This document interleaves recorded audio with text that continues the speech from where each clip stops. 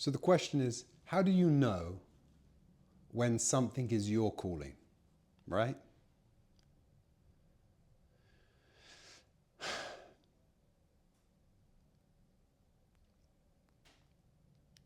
Naturally, you are drawn to it, right? That's it. Naturally, you are drawn to that thing. So for instance, I have no interest whatsoever in music. Well, how do you know that, Ian? The question itself makes no sense. How do I know I'm sat here? I just don't like music. I'm not into music. I have no interest whatsoever in making music, doing anything around music. That's it. How do I know? Because I know. Don't have anything to work out there. Don't have anything to think about there. I just know I don't like it. Okay. How do you know what you are naturally drawn to? How do you know, if you use these words instead of your calling, because I think maybe that's what's throwing you, how do you know what you like? Well, you just fucking like it, right? That's it. It's not a, there's no thinking required. I don't have to work anything out. I just like it. Okay. How do you know when you really like something more than the other things? You just do. So what I'm coming around to say is that your calling, that which is your heart's desires, that which is innate to you, you are naturally drawn to. You naturally really enjoy it for its own sake. Not because of what you're going to get, not because, oh, mum and dad said that if you're a doctor, life's going to be great. None of that stuff. Not that, oh,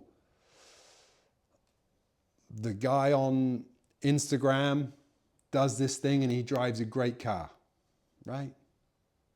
That is obviously not your calling. And you can easily, when you're younger, be sold by seeing somebody else who is utterly enthused and on mission with their thing, that you get inspired and you start to think that's your thing and you start to copy it. Yeah, that can happen. That's natural when you're young or when you're old. But look, the point is, you know yourself. And if you don't know yourself, the first job is to know yourself.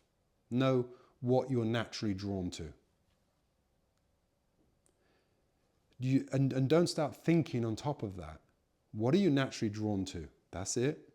Not, oh, can that make a living? Can I do something with that? Can I build that? No, first of all, just start with what you're naturally drawn to. And give time to that. Give mind to that. Focus on it. Explore it. See exactly what nuance of that you like. So for instance, I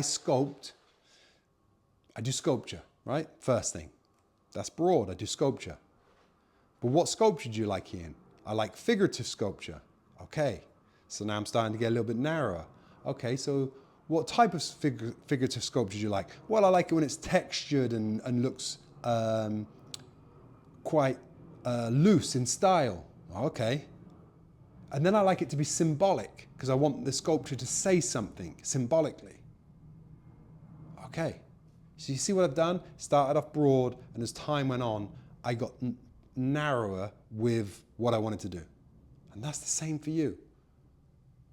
You start off broad, and then you get closer and you get narrower with what it is. That's how you find your calling. That's how you, that which you love for its own sake. But how it gets mixed up is you see somebody else doing something else and they've got these great outcomes and you go, whoa, I want that. Yeah. And then you get lost in it. Or you're not looking at somebody else's outcomes, you're looking at what somebody else is doing and you think, oh, that looks great. look how they are, look what's happened for them, and so on. It's another form of outcome.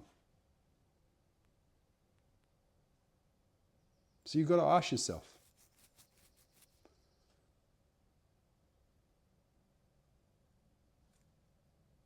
what is it for me? Where can I start?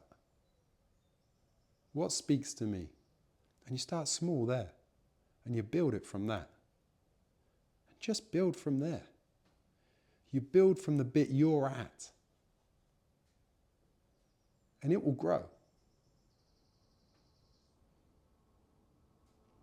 And like I said, with me, you'll become more narrow in it. You'll become more specialized in it as you build it, right? That's good use of mind. That's a good use of your life. There you have the opportunity for fulfillment, for joy. In that dedication. In the dedication to your craft. When I use the word craft, I mean it in the way of dedication to that thing which speaks to you. What else are you doing with your life?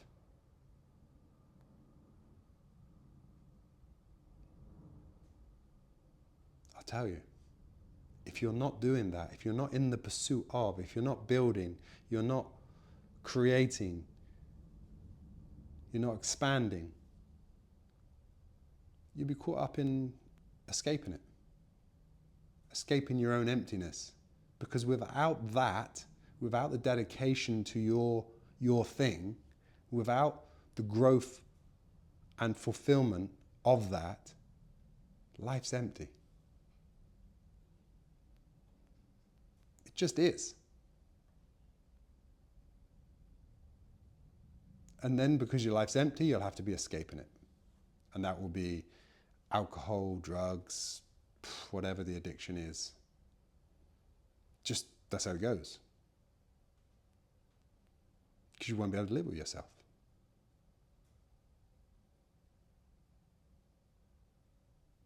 And that dedication can be, and that building can be, whatever is true to you. There's no set way.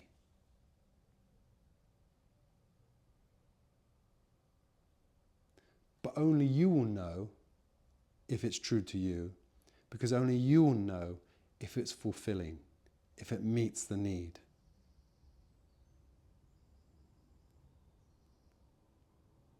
It's an inside job, only you will know. Because we're all at different points, needing different alignments to whatever our thing is. We're not all at the same stage in life. Doesn't make one better or worse than the other. It's just different. So what does that mean? You just meet it where you're at. With your eyes open, seeing what does bring me fulfillment? What brings me my greatest quality of life? For me, one of them is being a father, being a dad. Deeply fulfilling. Absolutely love it. Hugely challenging.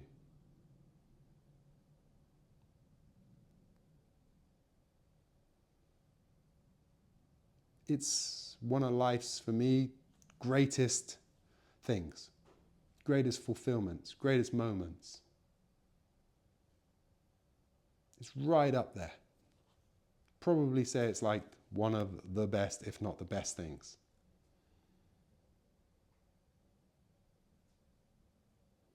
You don't see it spoken about very much. It's not the main thing on social media. And for my wife, her greatest thing is being a mum. And when she grew up, all she heard about was women's careers. How amazing that is. And for her, the career doesn't come close to being a mum. So it's individual. It's what it is to you. Nobody else. Nobody else knows What speaks to you inside yourself and brings you joy and fulfillment? So something which I've done for years and loved, I've been massively into hunting. Really badly viewed, not great PR on being a hunter in the UK. But I found deep fulfillment and love and joy in it. It's some of my greatest moments. Right? So the rest of the world, the good opinion of others, are of no meaning to this. Because this has to speak to you. And then you have to dedicate yourself to it. And then the amazing thing in that is that then you, in your dedication to it, you have to grow, to expand, to do more of it.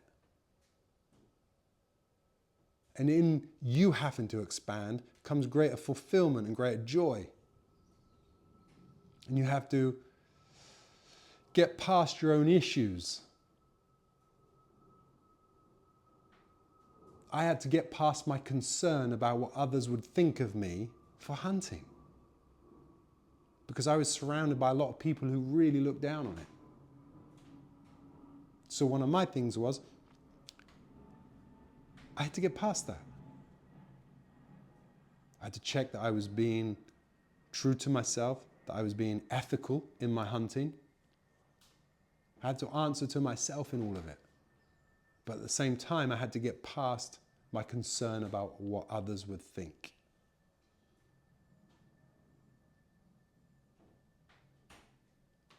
And you will have your own challenges in whatever you're doing.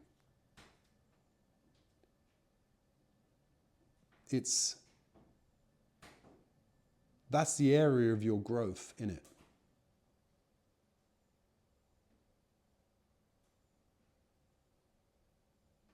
To take it as far as you can,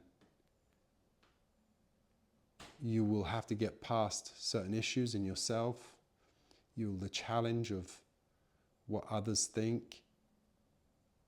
But in all of this, there is an opportunity to find the fulfillment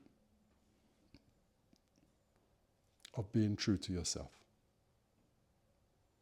And I'm telling you, there's nothing else here. That is all there is. That's the only meaning. The quality of your life is the only thing of meaning here. And everything we're doing is for that, whether you realize it or not. The quality of your life. And then you start taking responsibility for that. You start to have your eyes open for that.